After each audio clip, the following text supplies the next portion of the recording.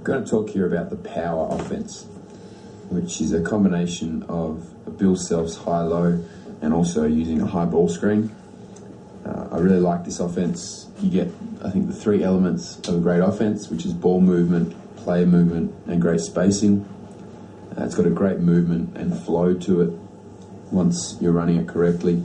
The ball moves, you've got people cutting, people screening for each other. The ball screens, high-low passes, a staggered screen, and also post-ups are going to be the main scoring options. From a 4-out set here, imagine we've just come down the court in transition. 4 would set a high on-ball screen for 1. As 1 comes off that screen, 4 rolls to the ring, and 5 replaces up behind him. The first option for 1 coming off the screen is either to score or to hit 4 rolling to the ring. His secondary options are either throw up to 3, to throw up to 5, or to throw it to 2. A throw to 3 we call a throw ahead. If he throws it to 5, we call that a throw back. And a pass to 2 would be simply called a skip pass. As soon as the ball is in the air from 1 to 5, you want 2 and 3 to lift up to the wings. And what that does is it means that the post is isolated and it creates a lot more space for that high-low pass. So as the ball is in the air from 1 to 5, 2 and 3 come up to the wings.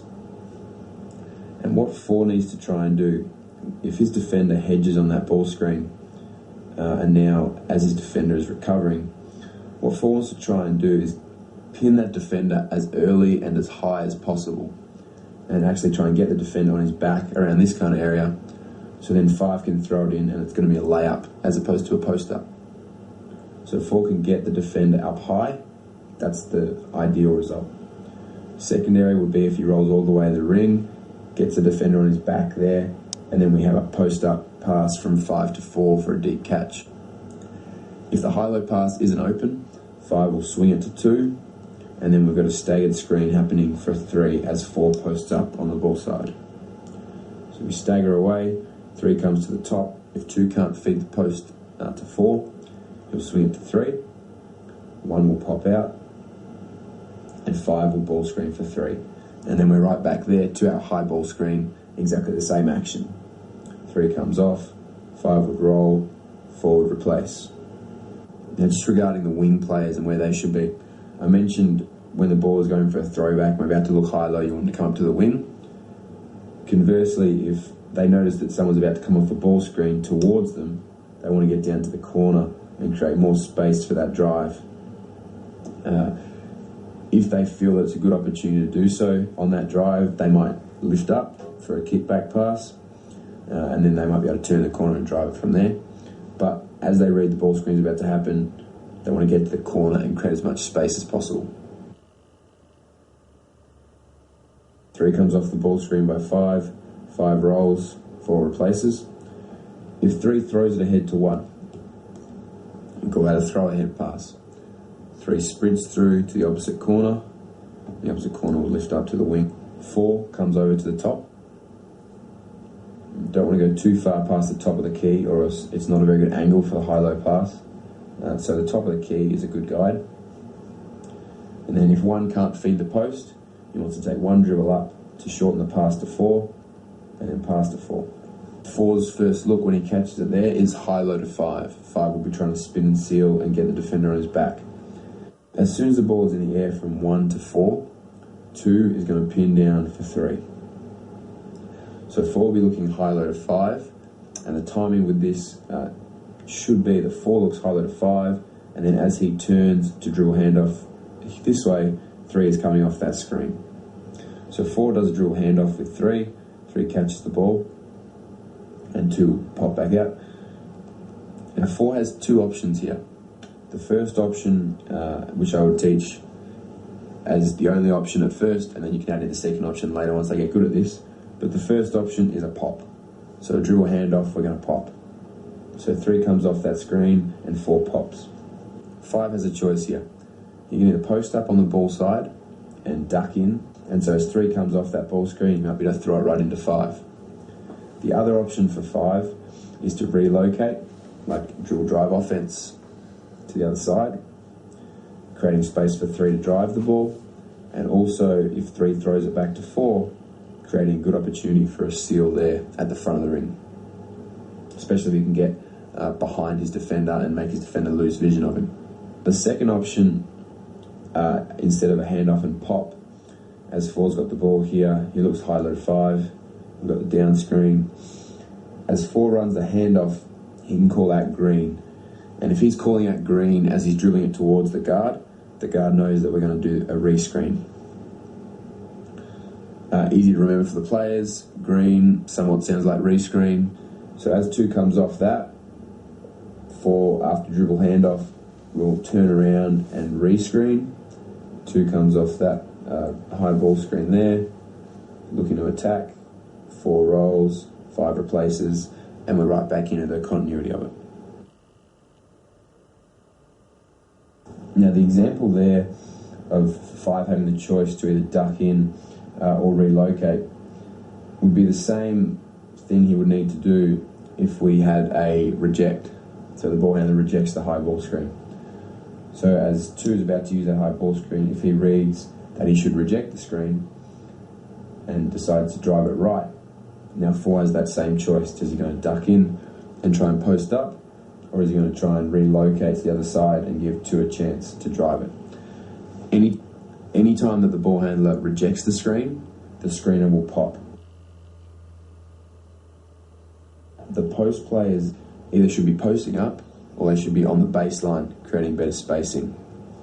What sometimes I have a tendency to do is, as 5 set in this high ball screen, 4 will start creeping up to here, and then if 2 rejects the screen, 4's in the way. So what I encourage them to do is get on the baseline. You'll see a lot of NBA teams doing this now, actually having guys stand out of bounds. In FIBA basketball, that's against the rules, standing out of bounds. So I get them to stand right on the baseline. And so if 2 rejects the screen now, 4's in a good position to either relocate and create a lot of space for 2 to drive it, or if his defender turns his head, a good opportunity to duck in there. So really important that the posts play either on the baseline or post up hard. Don't just hang around that mid-post area and clog everything up. If 2 comes off this ball screen, 5 isn't open, 1's not open, and he picks up his dribble and looks to throw it back, and then that's denied. As soon as that we see that pass is denied, 4 is just going to screen down for 3. 3 will come up and receive the ball from 2, and then 4 will turn around and re-screen for 3. We roll, replace, and then we're right back into our 4-out offense from there. The angle of that screen can vary. It might be a middle ball screen, it might be almost like a baseline step-up screen. As 1 comes off, roll, replace, so the throwback pass is denied. 4 screens for 3. If the defender chases on the screen or runs straight into it, and 3 decides that it's best to kill, then he might be coming to the top, and then it's going to be more of a middle on ball. If the defender decides to try and go ball side of the screen or shoot the gap, then 3 is probably going to flare, and then the catch will be on the wing, and it's going to be a step-up screen. Either way, same action. The ball screener still rolls, the other big still replaces. As 1 comes off the ball screen, 5 rolls, 4 replaces. As we throw it back, 4 might not be able to pass the ball to 3. If that's the case, he simply turns around and runs the dribble handoff in the other direction. So as 1 passes to 4, 1 would be anticipating that the staggered screen was going to happen, so he would have gone down to start that staggered screen. 2 would be coming off that, and 4, instead of passing it to 3 and setting a staggered screen, will simply run a dribble handoff in the other direction. 2 will come off that. Dribble handoff means pop, and we're right back in our offense. As 1 comes off the ball screen, and if he throws it ahead and sprints through, and now the pass from 2 to 5 is denied. Very simple. 5 will screen away for 3. 3 will come to the top. 2 will throw to 3. And then 5 will just turn around and re-screen there, and that's our high ball screen. Roll and replace. as 1 comes off the ball screen and 4 rolls and 5 replaces. If 1 recognises that no one's open and he keeps his dribble alive, which was certainly preferred if no one is open, 5 comes up.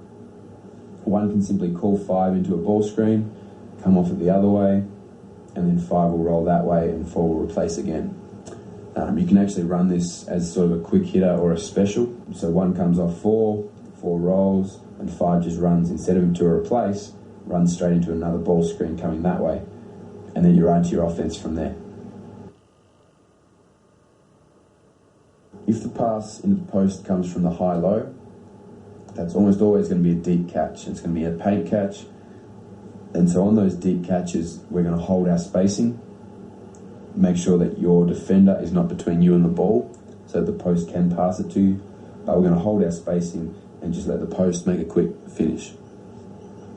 If the pass comes from the wing, if, for example, 1 comes off the ball screen here, we roll, replace, 1 throws it ahead, and then 2 feeds the post. After feeding the post, the feeder is going to cut straight away and try and get the ball back. Most of the time, I want them to cut along the baseline.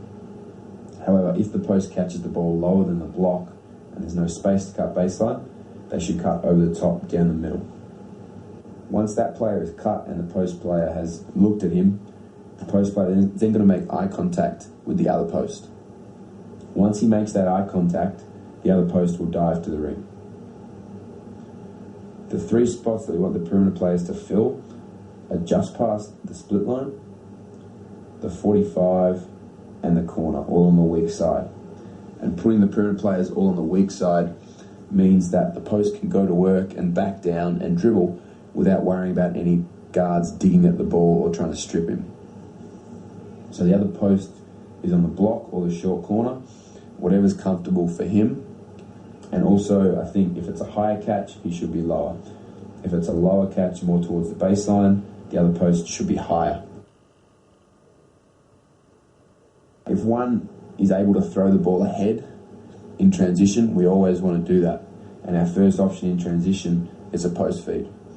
If 1 throws it ahead, we follow the same rules as we would in our offense. So as 1 throw it ahead to 2, you would sprint through, we're looking for a post feed. If it's not there, swing it, down screen, and then we've got dribble handoff.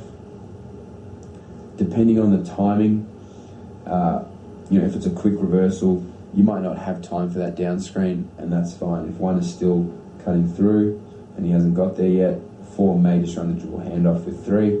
That's not a problem. Dribble handoff means pop, and we're into our offense from there. If 1 is unable to throw it ahead, then we just sprint right into a drag screen, right into that high ball screen.